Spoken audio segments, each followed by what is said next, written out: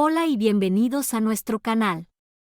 Este es el canal donde compartimos historias reales sobre personas que enfrentan todo tipo de situaciones. Algunas son divertidas, otras complicadas y algunas simplemente increíbles. Si te gusta escuchar historias que se sienten reales y que despiertan tu curiosidad, este es tu lugar. Así que adelante, dale like al video y suscríbete al canal si quieres más. Tenemos muchas historias esperándote. Todavía llevaba puesta su sudadera cuando crucé la línea por primera vez. Era un martes gris. De esos en los que nada parece real. De esos en los que tu vida empieza a desmoronarse en silencio, sin truenos ni relámpagos. Solo una grieta lenta bajo la superficie. Esteban me había besado en la frente antes de irse. Me dijo que él se encargaría de la cena, recogería a los niños, incluso les daría el baño. Dijo, necesitas descansar. Yo me encargo. Sonrió. Una hora después, estaba en el apartamento de otra persona. Ventanas cerradas, puertas con llave, cortinas corridas. No debía estar allí, pero estaba. Se llamaba Javier. Era inadecuado para mí en todos los sentidos posibles. Y quizá por eso lo hice. Con Esteban, todo era estructura, rutina, listas de compras, calendarios, planes de fin de semana. Con Javier, era caos, calor, algo no dicho que nos empujaba hacia adelante. Sin filtros, sin pausas. No hablamos mucho esa primera vez. No hacía falta. Todo eran miradas, respiraciones, ese espacio eléctrico entre dos personas que saben que están haciendo algo que no deberían y aún así se acercan. Y dejé que pasara. Todo. Pensarías que me sentiría culpable. No fue así. No ese día. Me sentí despierta. Recuerdo que al volver a casa miré al cielo como si de repente estuviera en color. Todo más nítido, más fuerte. Incluso la culpa. No llegó de inmediato. Esperó. Fue educada. Esteban ya estaba en casa cuando volví. Los niños reían en la sala. La cena estaba caliente. Me abrazó como si nada hubiera cambiado. Y sonreí. Lo besé en la mejilla. Le di las gracias por el día de hoy. No tenía idea. O al menos eso me dije a mí misma. La segunda vez le dije a Esteban que tenía una reunión tarde. No había ninguna reunión. Estaba Javier y un sillón que crujía, y mi teléfono vibrando con un mensaje de Esteban, no olvides comer algo. Miré ese mensaje mientras otra persona me abrazaba y respondí con un emoji de corazón. No sentía vergüenza. No entonces. De hecho, mentir se volvió parte de la emoción. Empecé a planear en torno a ello. Martes, jueves, a veces incluso a la hora de la comida. Volví a usar perfume. Cambié mi forma de vestir. Me dije que era autocuidado. Pero en el fondo, sabía que era por él, por el que no era mío. Me repetí 1000 cosas para justificarlo. Estoy cansada. No me ven. Soy más que una madre, una esposa, un calendario. Y quizá todo eso era cierto, pero aún así no excusa lo que hice. Porque mientras yo estaba afuera fingiendo ser otra persona, Esteban estaba en casa preparando almuerzos para la escuela, planchando camisas, enviándome memes, creyendo aún en mí. Y esa es la parte que no puedo perdonarme. ¿Quieres saber qué es lo que más me persigue? No fue el andar a escondidas. No fueron las excusas. Ni siquiera fue el miedo a ser descubierta. Fue lo fácil que se volvió mentir. Para la tercera o cuarta vez, ya ni dolía. Podía mirar a Esteban a los ojos y decir, todo está bien. Y hasta me lo creía por un segundo. Porque la verdad es que no sentía que estuviera engañando. Sentía que estaba sobreviviendo. Esteban no me cuestionaba. No espiaba. No acusaba. Simplemente seguía siendo bueno. Demasiado bueno. Empecé a pensar que podía hacer esto para siempre. 2 vidas, 2 historias, sin consecuencias. Pero estaba equivocada. Muy, muy equivocada. No se detuvo después de las primeras veces. Creció como una mala hierba. Lenta, constante, silenciosa. Al principio pensé que aún tenía el control. Me decía, estás siendo lista, cuidadosa. Nadie está saliendo lastimado. Pero le mentía a más que a Esteban. Me mentía a mí misma. Javier empezó a escribirme de noche. Mientras Esteban se cepillaba los dientes en el baño, yo estaba bajo las sábanas leyendo mensajes que no tenía derecho a leer. A veces era solo una palabra, deseo. A veces, una foto. No era explícito, solo un vistazo, una mano, una muñeca, una mirada. Nunca se trató de amor. Se trataba de hambre. Y la alimentaba cada vez. Le dije a Esteban que estaba trabajando en un proyecto aparte. Le dije que necesitaba espacio, silencio, tiempo sola. Él lo respetó. Claro que lo hizo. Empezó a salir temprano de casa los sábados para que pudiera concentrarme. A veces se llevaba a los niños todo el día. Y en el momento en que se iban, yo salía por la puerta. Javier y yo dejamos de escondernos en autos. Empezamos a reservar habitaciones, al principio baratas, luego mejores, de esas con sábanas blancas limpias y espejos que hacían que todo se sintiera como un sueño, o como una película que no deberías estar viendo. A él le gustaba tomar el control. A mí me gustaba cederlo.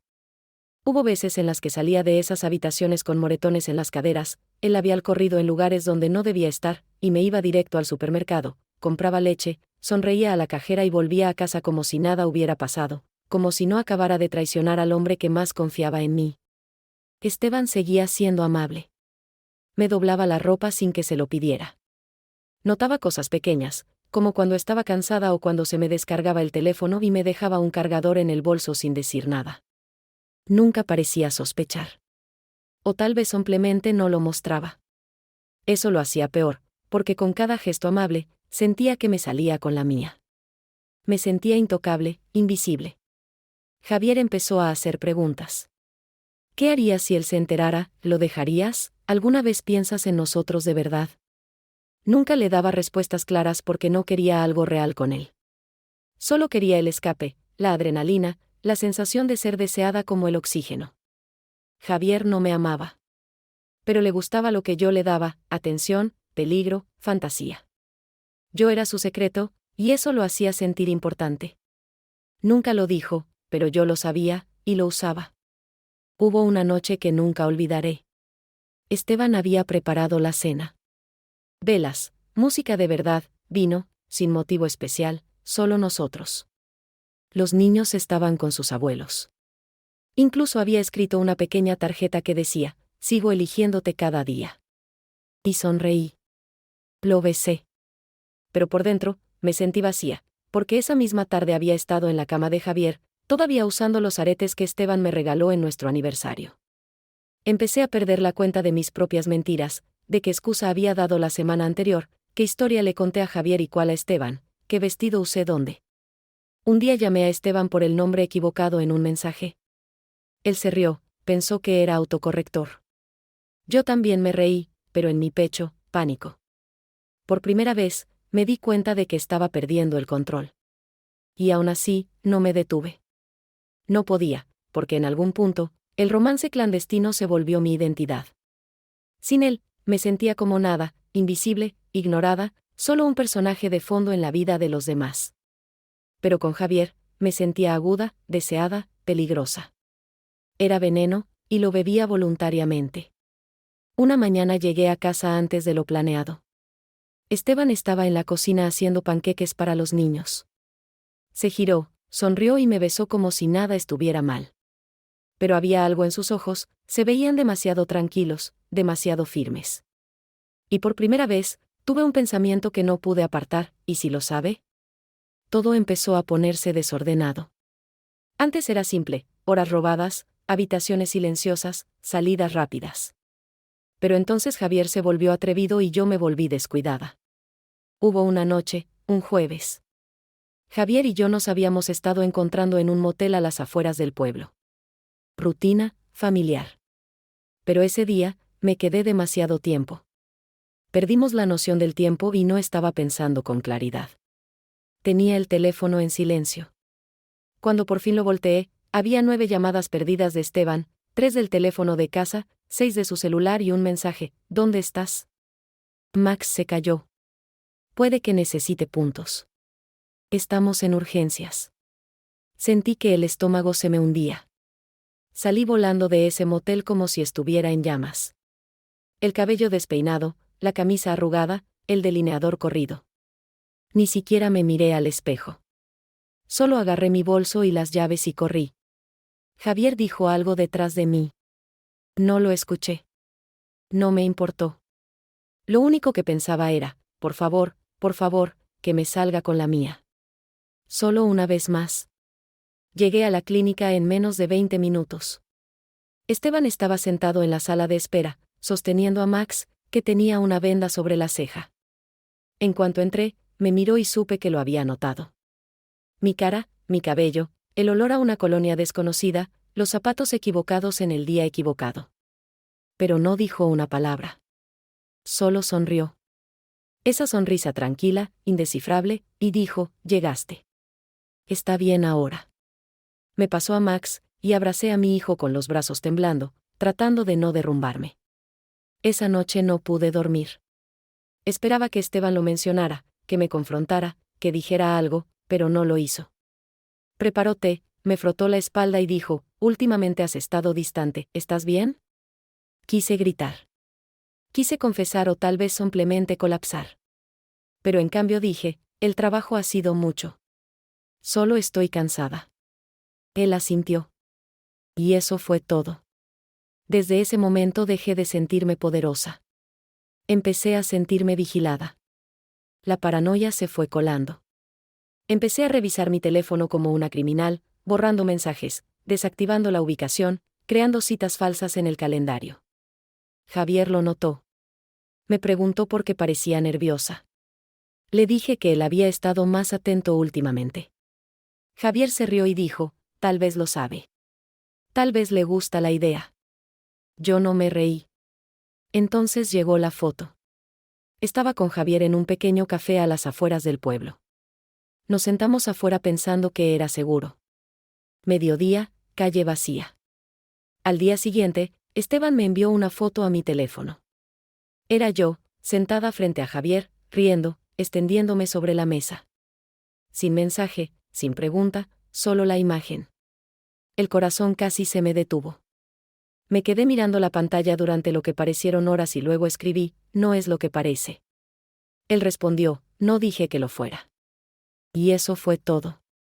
Sin acusaciones, sin confrontación, solo silencio. Eso me asustó más que cualquier grito, porque ahora lo sabía. Él lo sabía. Y estaba haciendo algo peor que explotar. Estaba esperando. Después de eso, las cosas con Javier se volvieron más frías, más mecánicas. Nunca se suponía que fuera permanente. Pero ahora no sabía cómo terminarlo. No lo quería, pero tampoco quería detenerme. Estaba atrapada en algo que yo misma había creado. Algo que una vez me dio libertad. Ahora se sentía como una jaula. Esteban dejó de enviarme mensajes tan seguido. Dejó de dejarme notas, dejó de buscarme en la cama. Pero aún sonreía, aún hacía el desayuno, aún decía, te amo, cada mañana. Y esa calma aterradora, me hizo darme cuenta de que ya no estaba fingiendo. Estaba planeando. Una mañana desperté. La casa estaba silenciosa. Demasiado silenciosa. Fui a la cocina. No estaba Esteban, no estaban los niños, no había coche en la entrada. Revisé mi teléfono. Ningún mensaje. Llamé directo al buzón de voz. Sobre la mesa había una nota. Solo 3 palabras, sé todo. La nota estuvo allí horas. Sé todo. 3 palabras. No enojado, no dramático, solo definitivo. Me quedé allí mirándola, pensando que tal vez era una broma, una advertencia, una prueba, algo que aún podía arreglar. Pero el silencio en la casa decía lo contrario, su armario vacío. La ropa de los niños desaparecida. Los pasaportes también. La caja fuerte bajo la cama donde guardábamos el efectivo estaba abierta de par en par vacía. Corrí de un cuarto a otro como una tormenta, llamando su nombre, marcando su número, directo al buzón de voz una y otra vez. Abrí el cajón donde guardábamos fotos familiares, todas desaparecidas. No lloré. No todavía. Me senté en el frío piso de la cocina en el silencio que dejó atrás. Y finalmente entendí. Él no solo se enteró. No solo sabía. Me vio mentir. Me vio llegar tarde. Llamadas falsas, reuniones de trabajo inventadas. Escuchó las excusas, el estrés inventado, las noches falsas con amigas. Y no dijo nada porque ya se estaba yendo. Me dejó seguir adelante. Eso es lo que todavía me duele. Me dejó dormir a su lado mientras empacaba sus maletas en su mente. Me dejó acostar a nuestros hijos, besar sus frentes mientras planeaba una vida sin mí. Me dejó engañarlo, no porque no le importara, sino porque ya se había ido. No gritó. No rompió nada. No publicó nada. No me avergonzó, ni siquiera se vengó. Simplemente desapareció en silencio, brillantemente, completamente. Traté de encontrarlo, llamé a sus padres, no contestaron. Su hermana me bloqueó. En su trabajo ni siquiera confirmaban si aún trabajaba ahí. Y con los niños, ya había presentado papeles. Custodia temporal. Alegó inestabilidad emocional de mi parte. Presentó capturas de pantalla, cronologías, registros de GPS. Era a prueba de balas.